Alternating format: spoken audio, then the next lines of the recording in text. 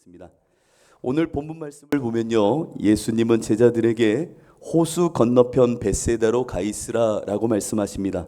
그런데 오늘 본문 22절을 한번 유심히 보시기 바랍니다. 예수께서 즉시 제자들을 재촉하사라고 말합니다. 즉시 그리고 재촉하사라고 하는 말로 시간의 경박성과 이 초조함과 또 긴급한 어떠한 일이 있는 것처럼 이렇게 표현하고 있습니다. 긴급함으로 빨리 벳세다로 건너가라 라고 말합니다. 예수님께서 왜 이렇게 급히 저녁 무렵에 그들로 하여금 건너게 하셨을까? 사실 예수님은요, 이 말씀을 하시기 직전에 한 곳에서 세례 요한이 죽었다라고 하는 소리를 듣게 됩니다. 그들의 제자들이 와서 목이 잘려져 나간 세례 요한이 죽었습니다 라고 하는 소식을 듣게 되었을 때에 예수님의 마음을 한번 생각해 보시기 바랍니다. 세례자 요한, 유대 광야에서 외치는 자의 소리로 살던 이, 주의 길을 예비하러 왔다고 말하며 약대 털옷을 입고 유대 광야에 나가 외로이 선포하던 이, 천국을 선포하기를 거침이 없었던 사람, 여자에게서 난 자들 가운데 가장 큰 자라고 일컬음받던 그 요한이 목이 잘려져 죽었다라는 이야기를 듣게 됩니다. 이 이야기를 들었을 때 예수님께서는 한 광야에 나가서 한 빈 들에 나가서 기도하기를 원하셨던 것 같습니다.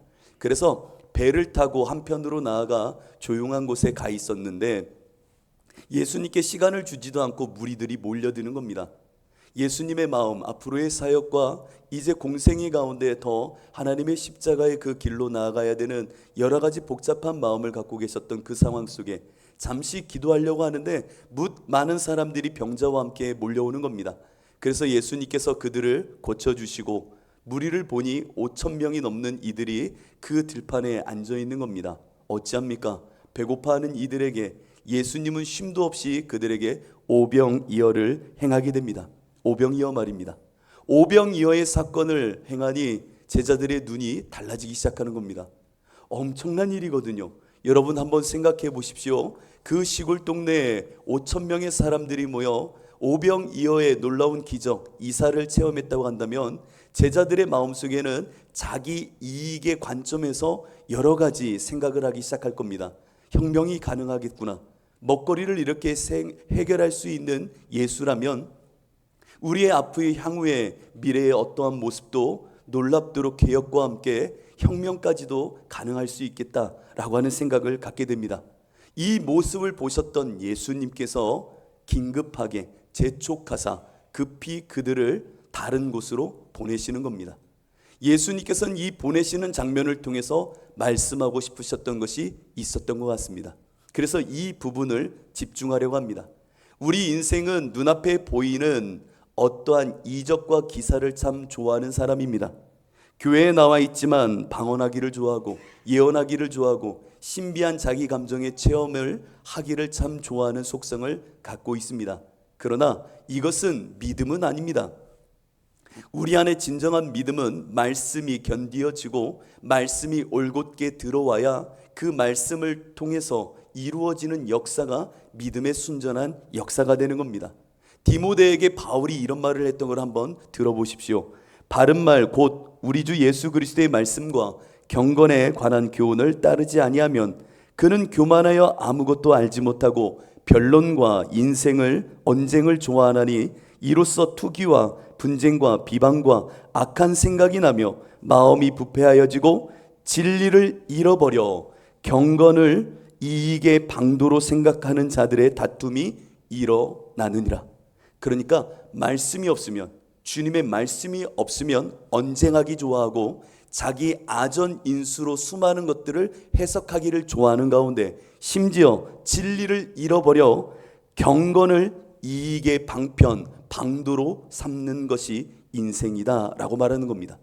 진정한 주님의 말씀이 없이 이적과 기사만을 현혹되어 살다 보면 그들은 경건 또한 자기 이익의 방도로 삼는다라는 겁니다. 곧 모든 하나님 앞에서 기도하고 구하는 믿음의 일들이라는 것이 자기 소원 성취와 자기 문제 해결을 위한 경건의 이익을 삼는 모습을 갖추게 된다는 겁니다.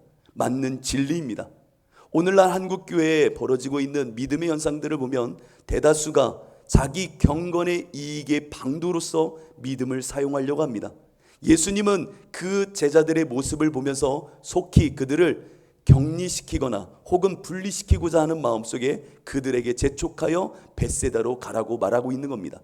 이 사건을 보았던 그들에게 이 사건은 말씀이 없으니 아직 그들에게는 이 사건이 독이 될 수 있음을 보았던 겁니다. 그래서 그들을 격리시키듯 다른 곳으로 보내기 시작합니다. 잘 보십시오. 보낼 때에 예수님이 어떠한 방법을 택하시냐? 사실은 벳세다는 호숫길을 따라서 걸어가도 되는 길입니다. 그리고 밤입니다. 그런데 예수님께서는 그들을 급히 배에 올라 벳세다로 가라고 하는 겁니다. 그래서 그들은 벳세다로 가게 됩니다. 그런데 오늘 마태복음의 기자를 보면 그 갈릴리 호수를 바다라고 표현하고 있습니다. 뭐라고요? 바다 말입니다. 바다는 탈라사라고 하는 헬라어의 표현입니다. 탈라사. 이 메타포가 갖고 있는 것을 여러분들은 읽어낼 줄 알아야 됩니다. 바다는요, 성경이 말하는 바다는 혼돈 그리고 악을 상징하는 리워야단이 살아가는 곳입니다. 악한 사단이 살아가는 곳이라고요.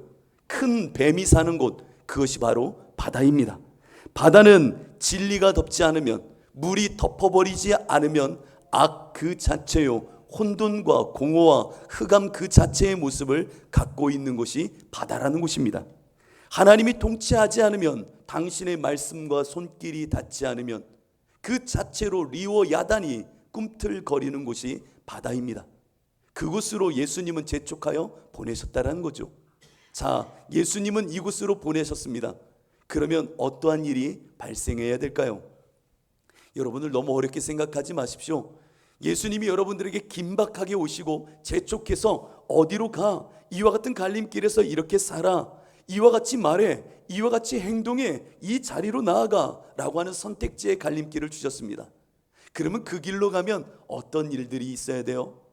할렐루야의 일들이 있어야 돼요. 할렐루야, 역시 우리 주님 너무 좋으시다. 빨리 가라고 해서 갔더니 진짜 근사하네, 평안이네, 기쁨이네, 만사형통이네, 할렐루야 라고 해야 될 것 아닙니까? 그런데 웬일입니까? 배를 타고 가지 않아도 되는데 빨리 가 라고 해서 예수님 그 독촉에 밀려서 배 타고 가는데 풍랑이 일기 시작하는 겁니다. 그러자 제자들이 이렇게 말했을 것 같아요.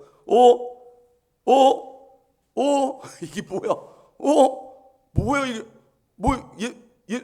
뭐야 이거? 예수님 뭐야? 우리 골탕 먹이려고 한 거 뭐야 이거? 우리 호숫길 걸어가도 되는데 이거 뭐 하는 거야 지금? 짜증나네.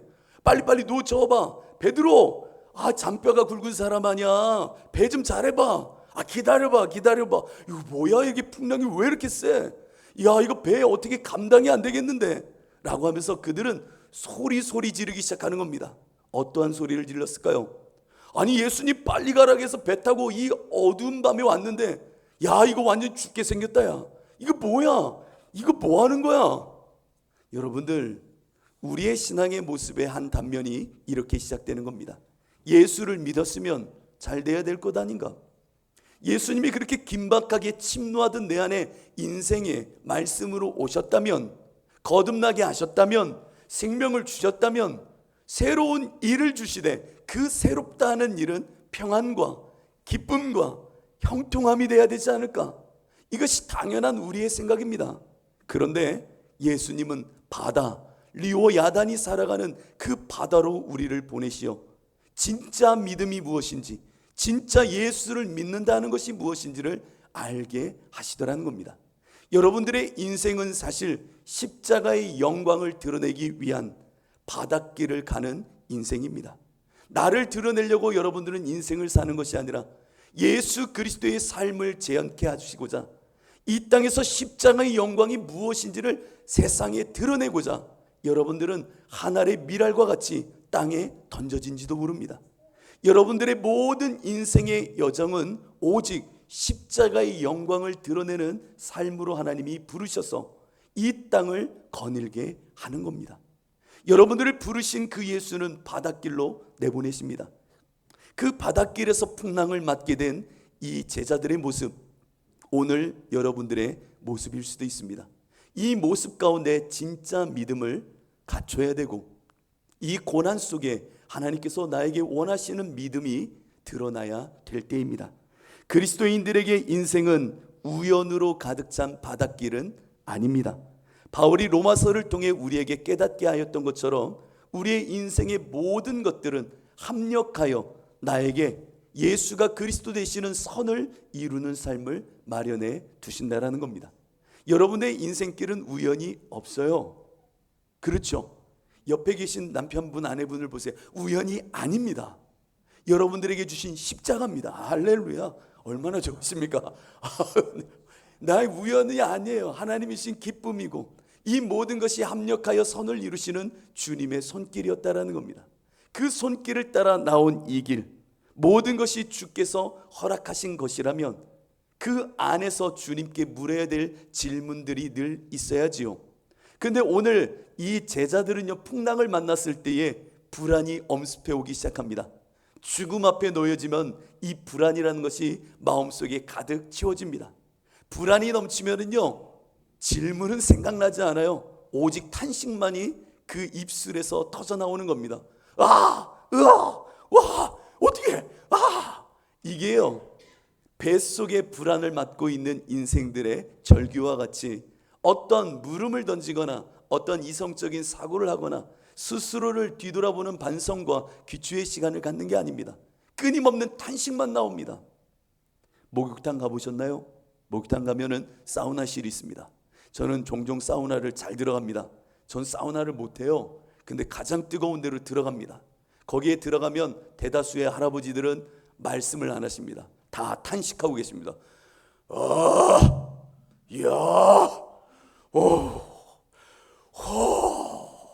아무 대화가 없습니다. 다 탄식 소리입니다. 그 공포 속에, 그 뜨거움 속에 터져 나오는 것은 연신 탄식의 이야기뿐입니다. 불안에 놓여 있는 인생들에겐 질문이란 없습니다. 오직 불안의 탄식만 있죠. 그런데 우리들은 이 불안 속에, 죽음의 위협 속에 꼭 기억해야 됩니다. 여러분들이 지금 어떠한 풍랑을 만나고 있습니까? 이 풍랑 속에 우리는 단지 육체의 본성을 따라 탄식하는 인생이 아니라 영적으로 깨어 왜 아니라 어떻게 아니라 무엇을 물어야 될 때입니다. 오늘 본문을 보십시오. 오늘 본문을 보면 이 풍랑 중에 베드로는 예수님을 보게 됩니다. 저 멀리서 유령 같은 이가 오는데 예수라는 것을 알게 되고 그에게 말합니다. 주여, 만일 주님이시거든 나를 명하사 물 위로 오라 하소서라고 말합니다. 여러분, 이 대화가 이해가 되십니까? 정말 너무나도 익숙한 본문이니까 그렇지, 저 같았으면요, 정말 예수님이 온다라는 것을 알고 점점 다가오는 그 예수님의 얼굴이 분명해지면 그 달빛에 비친 예수님을 보며 소리 지를 겁니다. 왜요? 이게 무슨 일이에요? 우리한테 빨리 가라더니 이게 뭐예요? 이 지금 우리 죽이려고 그러신 거예요? 왜 그런 거예요? 어떻게 해요 우리? 이런 이야기 하지 않겠습니까? 저는 그렇습니다. 여러분들은 안 그러실 것 같아요. 주여, 주님이십니다. 평안하겠습니다. 아니요, 저 같으면 화가 날 것 같아요. 아니, 빨리 가라고 해서 왔는데 이게 뭐 하는 거예요? 지금 우리 죽이려고 그러는 거예요? 아니, 예수 믿었으면 인생이 잘 풀려야 되는 거 아니에요? 이게 뭐예요? 지금 뭐 하시는 거예요? 그런데 베드로는 how, why 이것을 묻지 않습니다. 왜죠? 왜 우리한테 이런 고난을 주셨죠? 라고 묻지 않으십니다. why를 물으면 우리 안에 일어나는 것은 불안 속에 원망밖에 없습니다. 하나님 앞에서 풍랑을 주신 것에 대하여 why를 물으면 늘상 내 안에 일어나는 것은 불평과 불만과 하나님을 향한 삿대질의 모습이 우리 안에 일어납니다. how요? 어떻게 이것을 피해 나갈까를 묻는다고요? 그 상황 속에서 how는요, 하나님의 방법이 아니라 인간의 방법으로 빨리 이 고난과 풍랑을 떠나고 싶은 겁니다. 이와 같은 상황 속에 우리는 베드로와 같이 무엇을 물어야 됩니다. 주님께서 나에게 우연이 아니라 모든 것을 합력하여 선을 이루시는 인생의 길이라면, 시간이라면, 주여, 내가 이 상황 속에 why, how가 아니라 무엇을 하길 원하십니까를 물어야 되는 겁니다. 풍랑과 고난과 아픔이 찾아올 때에 여러분들은 물어야 됩니다. 주여, 내가 무엇을 하길 원하십니까? 이 상황이 우연이 아니라면 하나님의 부르심의 목적을 따라 나는 어떠한 행동을, 무엇을 하길 원하십니까? 주여, 만일 주님이시거든 나를 명하사 오라 라고 말하소서. 그러니 예수님 말씀하십니다. 오라, 오라. 그 행동을 하라. 무엇을 할지 묻는가? 오라 라고 말씀하십니다. 여러분들, 이것은 지혜요 진리입니다. 여러분들의 인생의 풍랑 속에 이와 같이 우리는 무엇을 물을 줄 알아야 됩니다. 단식하며 예수를 원망하기에 앞서 우리의 모든 것을 멈춰 세워놓고 주 앞에 내가 지금 이 순간 무엇 하길 원하십니까? 라고 묻는 물음이 있어야 됩니다. 다메섹 도상에서 예수님을 만나 눈이 멀게 됐던 바울, 그 바울이 주님을 배우며 했던 말이 무엇입니까? 주님, 내가 무엇을 하리이까? 라고 하는 그 고난에 대한 절규가 아니라 무엇을 하길 원하는지를 물었다는 겁니다. 요셉을 기억하십니까? 요셉은 노예로 팔려갔던 사람 아닙니까? 억울하게 감옥에 갇히게 됩니다. 요셉도 충분히요, 왜 나한테 이런 고난을 주세요? 라고 물을 수도 있고, 어떻게 여기서 도망갈 수 있어요? 라고 물을 수도 있지만 요셉은 그렇지 않았습니다. 그 풍랑 중에 물었던 것은 무엇이었습니다. 내가 이곳에서 무엇을 하길 원하십니까? 그래서 보내신 목적에 순종할 수 있도록 무엇을 묻는 가운데 하나님이 하게 하신 일을 하고 할 수 없는 일들은 주께 맡김으로 그 시간을 통과하게 됩니다. 그랬을 때에 30살의 나이에 최강 애굽의 총리가 되어집니다. 그 풍랑을 만났을 때 우리는 무엇을 물어야 됩니다. 개척한 지 이제 4년이 됩니다. 흥덕으로 이사한 지 만 4년이 넘는 때를 우리가 넘기고 있습니다. 이곳으로 이사한 지는 이제 1년이 되어졌죠. 지금 이곳으로 이사한 후 저에게는 한시도 은유적으로 말하면 바다를 피해 본 적은 없었던 것 같습니다. 여러 종류의 풍랑이 시와 때마다 닥쳐옵니다. 예배, 사람, 재정, 관계, 불안, 원망 등등. 이 개척길에 나온 이후로 이 바닷길에서 한 번도 풍랑 없이 지나갔던 적은 없었던 것 같습니다. 매달 어김없이 밀려오는 풍랑들, 그 풍랑은 재정이라고 하는 풍랑이었습니다. 여러분, 한 교회 담임자로 이 교회를 개척하며 또 우리 성도들과 함께 나아가는 이 바닷길 너무나도 거칩니다. 때로는 왜 나에게 이런 시간을 주셨는지 묻고 싶을 때도 있고, 어떻게 돌파해야 될지도 묻고 싶을 때도 많았습니다. 그런데요, 저는 풍랑이 일면 베드로에게 배운 이 지혜처럼 무엇을 묻는 것을 습관으로 삼습니다. 주님, 이 환난 속에, 풍랑 속에 저는 이유를 묻지 않겠습니다. 주님, 이와 같은 때에 나는 무엇 해야 됩니까? 새벽마다 기도하는 겁니다. 새벽마다 기도하는 겁니다. 이 무거움과 풍랑 속에 기도하는 겁니다. 무엇 하길 원하십니까? 그러던 어느 날 저에게 이런 마음을 주셨습니다. 아들아, 기도해라. 너무나도 잘하는 말 아닙니까? 아니, 기도하라고 누가 몰라요. 그러나 주가 말씀하신 겁니다. 오라 말하듯 기도해라 라고 하는 마음이 일어났으면 여러분 어떻게 해야 됩니까? 기도해야 되는 거예요. 무엇을 해야 될지 물어 기도하는 겁니다. 새벽에 나와 기도하죠. 말로 표현할 수 없는 그 풍랑의 무거움 속에 무엇을 알게 하셨으니 그 무엇을 붙잡고 이 풍랑의 시기를 기도하라 하셨으니 기도하는 겁니다. 기도를 할 때 진짜 기도해야 되는 겁니다. 목숨을 다하듯 기도하는 겁니다. 목이 쉬어나가도 기도하는 겁니다. 기도하는 거예요. 기도하는 거예요. 나와 있으면 계속 기도를 하는 거예요. 기도 음악 틀어놓고 또 기도하고 기도하는 겁니다. 하나님, 기도하는 이 가운데 하나님은 무엇을 보이시길 원하십니까? 무엇을 보이시기 원하십니까? 지금은 다 구체적으로 말할 수 없지만 매주 매 순간 어려움의 풍랑을 하나님은 참 오묘하게 넘어가게 하십니다. 때로는 이 교회 한 달 한 달 나름 월세를 해결해야지, 아니 목사가 해결하는 건 아니지만 담임자 아닙니까? 이 재정이 어떻게 중단이 될 수 있을까? 때로는 걱정이 너무 많이 될 때가 많습니다. 성도들이 또 떠나간다는 얘기, 또 간다는 얘기, 이런저런 이야기도 많이 듣게 되죠. 그러나 맡겨주신 이곳이니 주님 앞에 무엇을 구할 뿐입니다. 주님이 책임져 주십시오. 하루는 새벽에 나와 기도하는데 우두커니 있는데 하나님께서 놀라운 마음의 위로를 주시는 겁니다. 그래서 기도하고 앞에 놓여져 있는 감사원금 몽투를 갖고 내려와서 기도를 하는데 이야 제가 다 말할 수는 없겠어요. 하나님이 이렇게도 채우시는구나. 채우시되 그냥 채우시는 게 아니라 엄청나게 이 종과 이 교회를 기억하고 계시는구나. 이야, 이거 정말 하나님, 이게 감당할 수 없는 은혜가 많네요. 기도하라 하셔서 기도한 것뿐인데 하나님이 이와 같이 엄청난 일들을 일하고 계시네요. 하나님 감사합니다. 하나님 감사합니다. 하나님 감사합니다. 여러분들은 인생의 풍랑을 마주하고 있습니까? 인생의 풍랑이 닥쳐왔습니까? 왜? 어떻게? 이것을 물을 때가 아닙니다.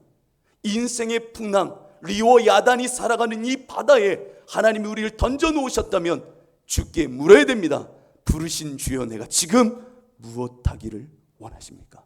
기도하라. 기도하겠습니다. 주의 말씀으로 순종해라. 순종하는 겁니다. 오라 라고 하면 가는 겁니다. 묻지 않고 이 상황에서 신세 한탄하듯 와이와 하오만 묻고 있으면 우리의 인생은 그 풍랑 속에 죽어갈지도 모르겠습니다. 두 번째로 오늘 본문을 한번 잘 보십시오. 예수님께서 그들을 재촉해서 보내놓으시고는 물 위를 걸어 오시는 겁니다. 물 위를 걸어 오시는 이 예수님 너무나도 좋습니다. 너무나도 저는 좋습니다. 여러분들은 어떠한 예수님을 바라보고 계십니까? 여러분들에게 예수님은 어떤 분이십니까? 내가 믿는 예수님은 어떤 분이세요? 저는 예수님의 모습 중에 이 모습을 너무나도 좋아합니다. 거친 풍랑이 있는 바다 위를 걸어오시는 예수, 리워 야단이 산다 하는 그 바다를 두 발로 밟고 오시는 예수, 마치 창세기 1장 1절과 2절에 있는 말씀을 고스란히 그림의 언어로 표현하듯 나 이런 예수야 라고 저에게 보여주시듯 그렇게 다가오시는 예수인 것 같습니다. 태초에 하나님이 천지를 창조하시니라. 땅이 혼돈하고 공허하며 흑암이 깊음 위에 있고 하나님의 영은 수면 위에 운행하시니라. 혼돈과 공허와 흑암이 가득한 곳, 수면이 요동치는 그곳에 하나님의 영이 거칠게 움직여 말씀의 역사를 일으키시는 그 장면. 오늘 예수님이 리워야단이 사는 그 바다, 물이 진리가 바다를 덮지 않으면 부흥이 없듯 예수가 그 물 위를, 바다 위를 걸어 오시는 이 장면, 마치 성령이 수면 위에 운행하심 속에 하나님의 쩌렁쩌렁한 그 음성이 들리면 말씀이 고스란히 이루어지는 이 모습을 드러내듯 예수님은 바다 위를 밟으며 오고 계신다는 겁니다. 저는 이 예수님을 믿습니다. 여러분들은 어떠한 예수님을 보십니까? 바다, 풍랑, 파도 예수님이시면 그 말씀하심 속에 리오 야단의 바다도 통치하시고 조율하시고 질서를 잡으시고 생명과 창조를 일으키시는 예수로 그 혼돈과 공허와 흑암의 바다를 밟고 오시더라는 겁니다. 여러분들에게 오시는 예수님은 이런 예수님이십니다. 이 종려주일에 예수님이 여러분들에게 오십니다. 여러분들의 인생의 혼돈을 발로 밟으시며 오고 계신다는 겁니다. 여러분들의 인생의 공허함과 외로움과 쓸쓸함과 나 홀로 던져진 듯한 인생의 바다 위에 예수님께서는 그 바다를 밟으시며 오고 계신다는 겁니다. 흑암 속에 아무것도 보이지 않는 막막함 속에 눈물로 밤을 지새는 여러분들에게 그 밤의 흑암을 발로 밟으시며 예수님은 오신다라는 겁니다. 그 예수님을 보아야 됩니다. 그 예수님을 믿어야 됩니다. 베드로가 말합니다. 주여 당신이거든, 주님이시거든 나로 오라 라고 말씀하소서. 오라 말씀하시면 그 말씀을 따라 가겠다라는 겁니다. 그때 예수님 그 바다 위를 걸으시며 마치 성령이 수면 위에 운행하시듯 오시며 말씀을 하시는 겁니다. 오라. 태초에 하나님이 천지를 창조하실 때에 빛이 있으라 하심에 있었듯 오라 라고 하는 그 목소리, 그 음성이 그 거친 풍랑의 소리와 제자들이 소리 지르며 죽을 듯 날뛰는 그 소리를 뚫고 내 귀에 들려지는 겁니다. 오라, 오라. 그 예수의 음성을 여러분들은 들으면 그것이 말씀이 실제가 되는 역사를 경험하게 되는 겁니다. 베드로는요, 평생을 바다에 살던 사람 아닙니까? 호수에서 이 어부, 이 낚시질을 하던 사람 아닙니까? 투망질을 하던 사람 아닙니까? 바다가 얼마나 깊은지 아는 사람 아닙니까? 이 곳에 내 몸을 던지면 죽을 거라는 걸 알던 사람 아닙니까? 그런데도 그 말씀만 청종하여 그 배를 뒤로하고 뛰어내리는 겁니다. 그러자 예수를 바라보며 걷고 또 걸어 나가기 시작하는 겁니다. 그때에 하나님의 역사가 시작되는 겁니다. 믿음은요, 잘 아시잖아요. 예수님만 바라보는 겁니다. 믿음은 다른 것 아니에요. 내가 예수님만을 바라보는 겁니다. 예수님만 바라보면 혼돈과 공허의 바다는 어느덧 멈춰지게 되고 그 바다를 반석과 같이 만드신 그 주의 음성을 따라 그 위를 걷게 되는 겁니다. 예수님만 바라보면 물이 반석이 되고 파도가 반석이 되는 그 은혜를 누리게 됩니다. 이야, 예수님. 그런데요, 오늘날 많은 성도들은 예수님을 지금 바라보기보단 예수님을 회상하기를 좋아합니다. 지금 바다를 걷는 것은 회상함으로 걷는 때가 아닙니다. 지금 이 순간 내가 예수를 바라봐야 바다 위를 걷는 겁니다. 믿음은 과거의 회상이 아닙니다.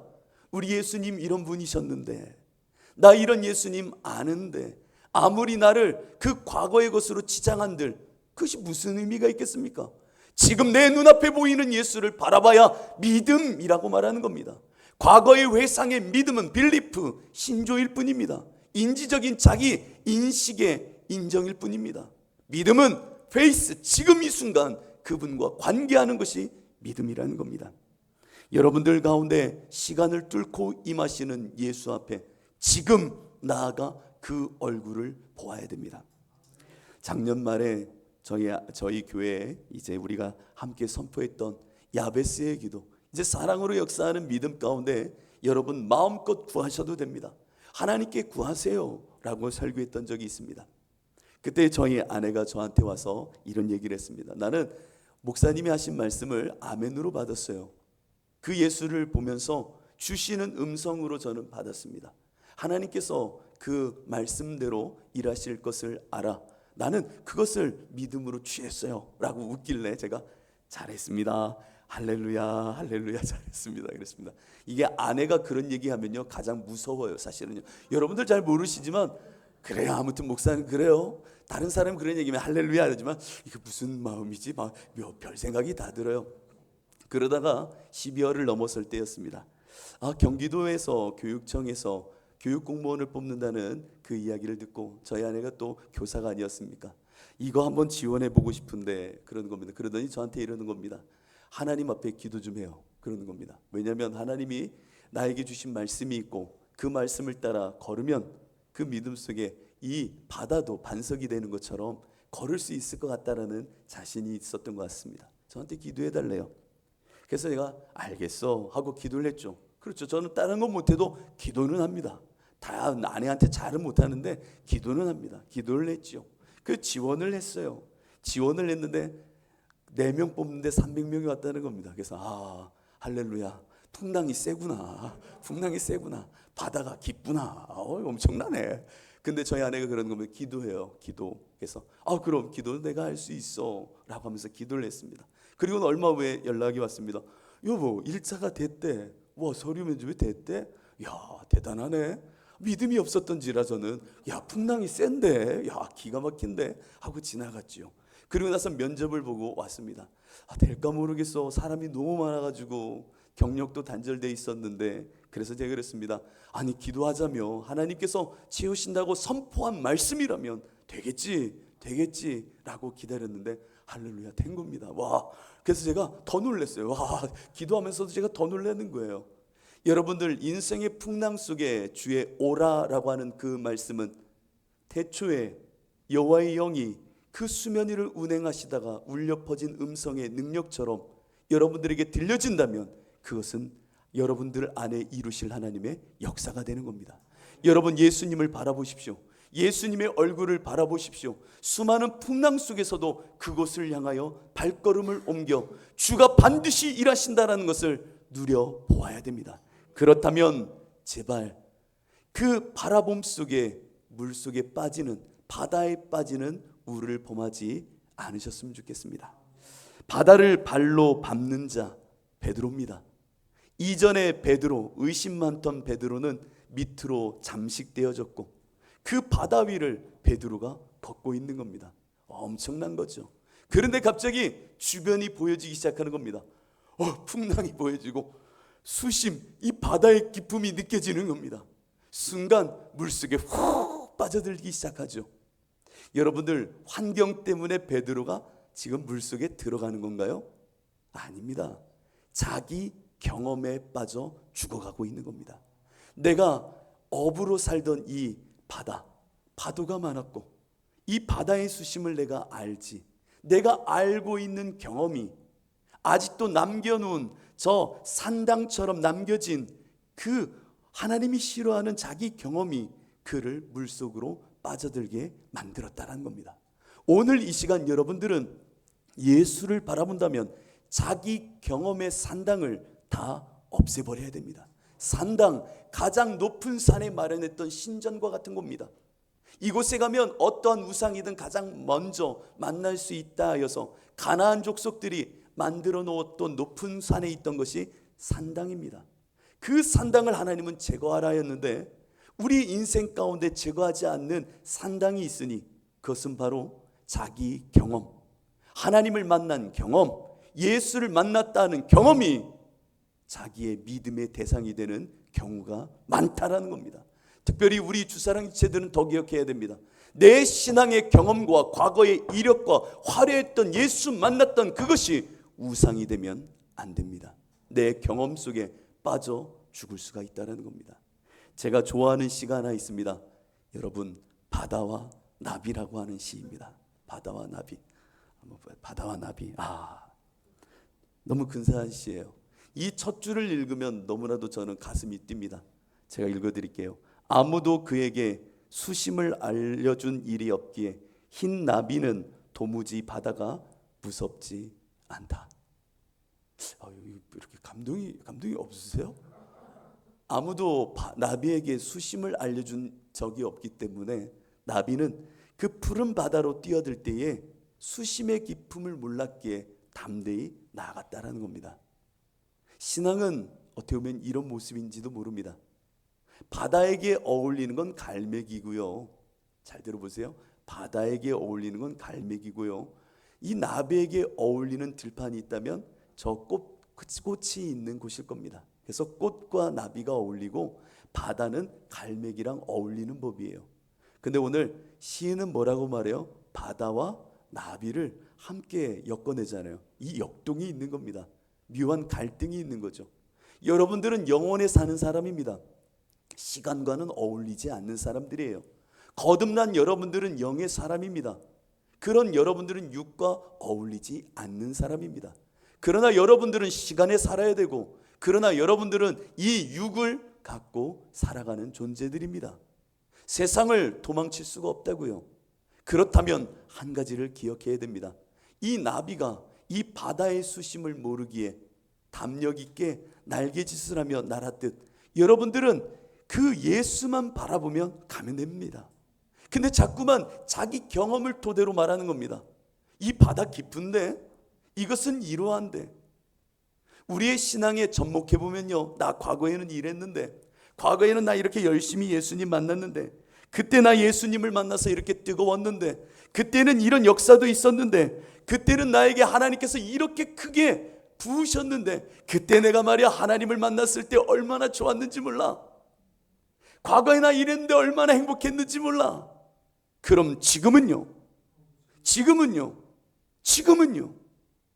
여러분, 지금은 담대히 그 바다로 향하여 날개짓을 하며 나갑니까?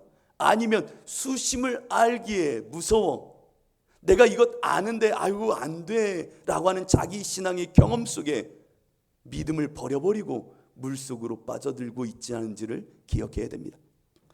에스겔 33장 12절을 보면 이런 말씀이 있습니다. 인자야, 너는 내 민족에게 이와 같이 말하라. 여러분들이 들으셔야 됩니다. 의인이 범죄하는 날에는, 이 범죄하는 날은 현재입니다.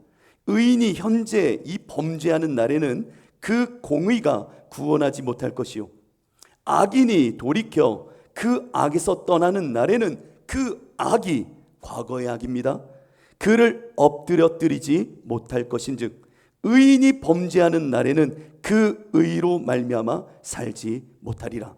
가령 내가 의인에게 말하기를 너는 살리라 하였다 하자, 그가 그 공의를 스스로 믿고 죄악을 행하면 그 모든 의로운 행위가 하나도 기억되지 아니하리니 그가 그 지은 죄악으로 말미암아 곧 그 안에서 죽으리라.